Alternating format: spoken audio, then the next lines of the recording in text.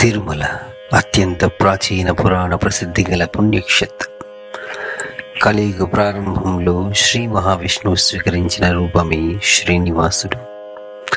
తిరుమలకు ఆది వరాహ క్షేత్రం అని పేరు.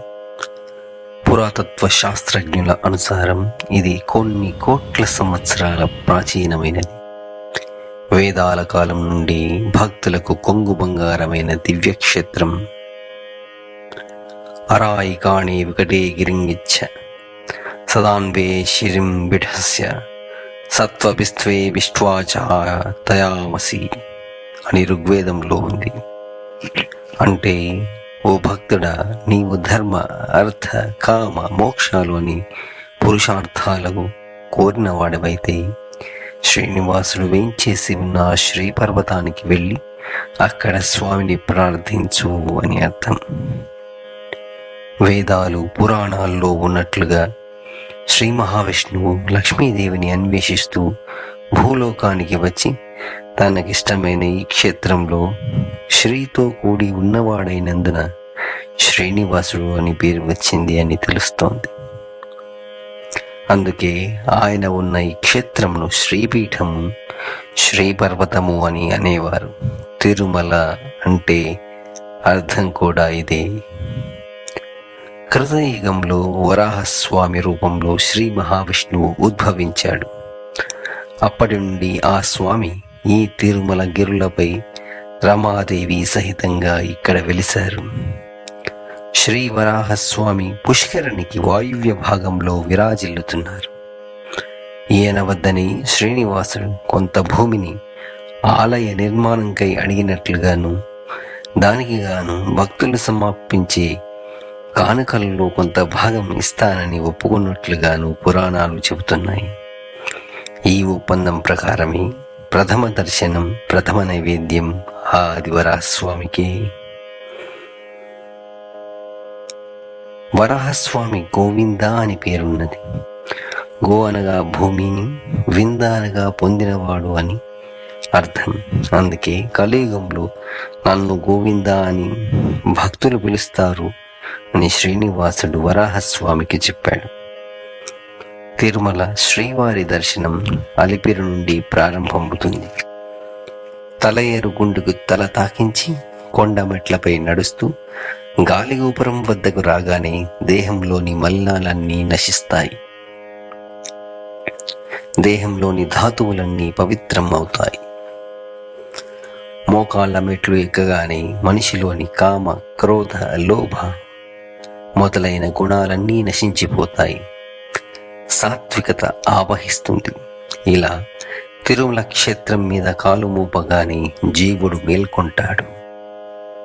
ఆ జీవుడు చేసిన పాపాలన్నీ పోగొట్టుకోవాలని చేసే అత్యంత కఠినమైన సాధనయే మెట్ల మార్గంలో స్వామిని ముక్తి చూపించమని కోరుతూ పైకి ఎక్కడం. ఈ కొండలను బంగారు కొండగా స్కాంద పురాణంలో ప్రస్తావించబడినది. సూర్యకాంతులతో, పచ్చని చెట్లతో బంగారు ముద్దగా భాసిల్లుతూ ఉంటుంది. దేవతలు, మునీశ్వరులు విహరించే దివ్య భూమి ఇది. రాత్రిపూట బ్రహ్మాది దేవతలు వచ్చి స్వామిని సేవించుకుంటారని ప్రతీది. ఎందరో గొప్ప భక్తుల కథలతో ఈ క్షేత్రం మహిమాన్వితమై ప్రకాశిస్తోంది. కులశేఖర ఆల్వాల్ తాను స్వామిని నీ ముందు రాత గలుపగా పడి ఉండే అదృష్టాన్ని ఇవ్వమని కోరాడు. ఎందుకు ఈ కోరిక అని అడగ్గా, నిత్యము నీ ముఖార విందాన్ని చూస్తూ ఉండొచ్చుగా స్వామి అని ప్రార్థించి గర్భాలయం ముందు గడపగా ఇప్పటికీ కులశేఖరప్పటిగా దర్శనమిస్తున్నారు. ఇలాగే శ్రీవారి కళ్యాణానికి ప్రత్యక్ష సాక్షి అయిన చింత చెట్టు, స్వామి కళ్యాణానికి వంటలు వండిన ఆకాశగంగా, పాప వినాశ తీర్థాలు, స్వామి చుబుకాన్ని గాయపరిచిన గుణపం, స్వామిపై గొడ్డలు విసిరి మృతి చెందిన సన్నిధి కొల్ల, ఇలా అందరూ రోజు భక్తులను పలకరిస్తూనే ఉంటారు. మేల్కొలుపు, కళ్యాణం, పవళింపు సేవల్లో తమ పూర్వీకుల సంకీర్తనలు పాడుతూ ఆడపిల్లి వారి మర్యాదలు చేసి తాళ్లపాక వంశీయులు ఏకాంత సేవలు, ముత్యాల హారతిని సమర్పించే తరిగొండ వెంగమాంబ వారసులు తరతరాలుగా స్వామి సేవలో తరిస్తున్నారు.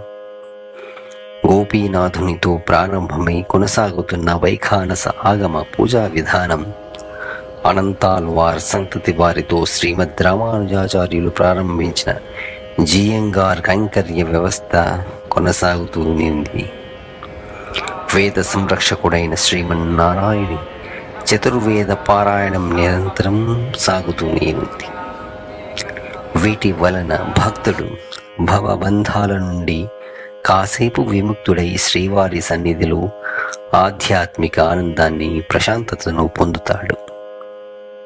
ఏడుకొండలవాడ వెంకటరమణ గోవింద గోవింద అని పిలిచే పిలుపులో ఉన్న 7 కొండలు శేషాద్రి, గరుడాద్రి, వెంకటాద్రి, నారాయణాద్రి, వృషభాద్రి, వృషాద్రి, అంజనాద్రి,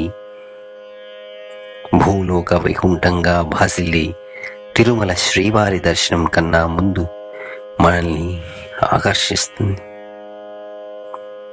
శ్రీవారి దర్శనంలో క్షేత్ర దర్శనం మొదటి దశ. ఈ క్షేత్రమే స్వామివారికి ఉన్న ప్రాకృతిక విభూతి, ప్రకృతి, ఆయనకు మరొక రూపాంతరం. మరిన్ని విశేషాలు వచ్చే వీడియోలో తెలుసుకుందాం. చూస్తూనే ఉండండి వేదిక. ఓం నమో వెంకటేశాయ. శుభం.